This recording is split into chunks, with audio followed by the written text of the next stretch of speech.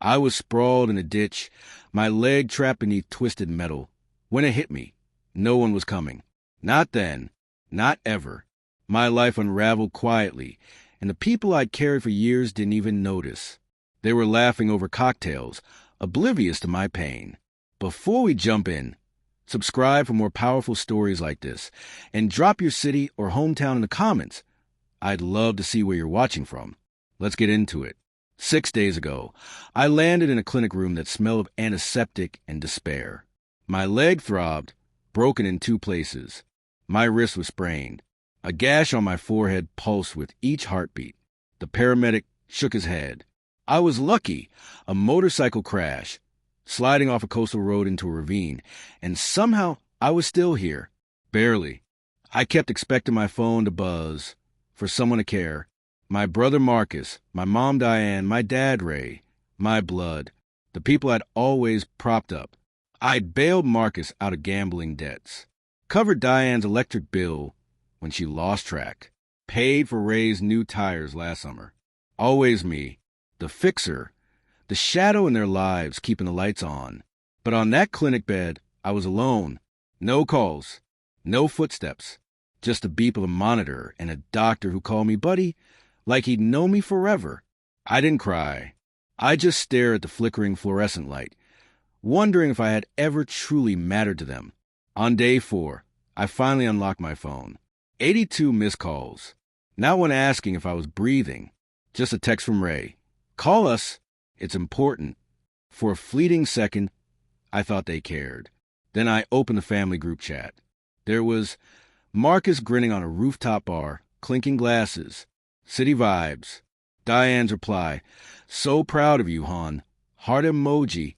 Photo after photo. Neon lights. Steak dinners. Marcus posing by the skyline. Not a single word about me. Not a question about why I had vanished. I lay there, stitches tugging at my skin, dirt still in my mouth, and they were toasting a life I'd funded. I scrolled until my vision blurred, desperate for one message. Where's Smith? Nothing. I wanted to smash my phone, scream into the void. Instead, I locked it down, my heart, my accounts. Every debit card Marcus treated as his personal ATM. Every auto pay for Diane's streaming services. Every linked account they'd leaned on without a second thought. I froze for a moment, hand steady, chest tight, as if cutting the strings of a puppet I'd been too long. When I called Ray back, his voice was thin, panicked. Smith, what's happening? Marcus' card got rejected. Diane's payment didn't go through. We've been calling you. I let the silence stretch, sharp and heavy.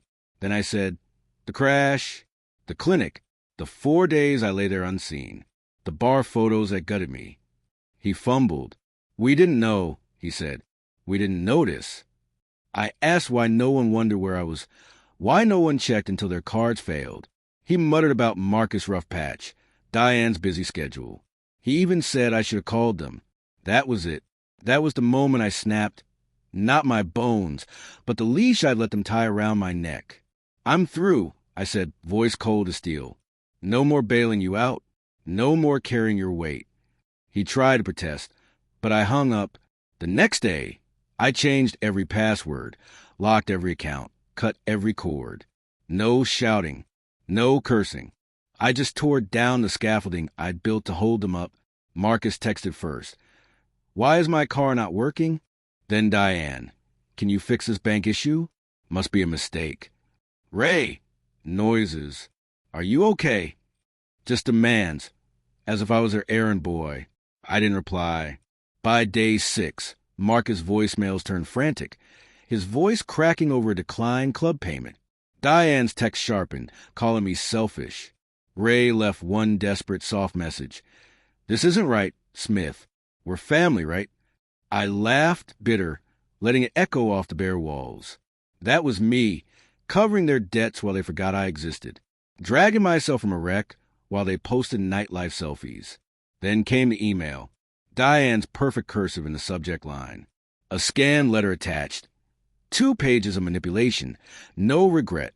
She called me the Rock. Said Marcus needed just a small loan. Attached a promissory note. Terms, percentages, signatures. A cold transaction from the people I'd carried without hesitation. I didn't answer.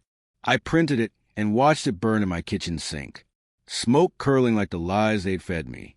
But the real blow came last night. A text at 10:13 p.m. from an unknown number.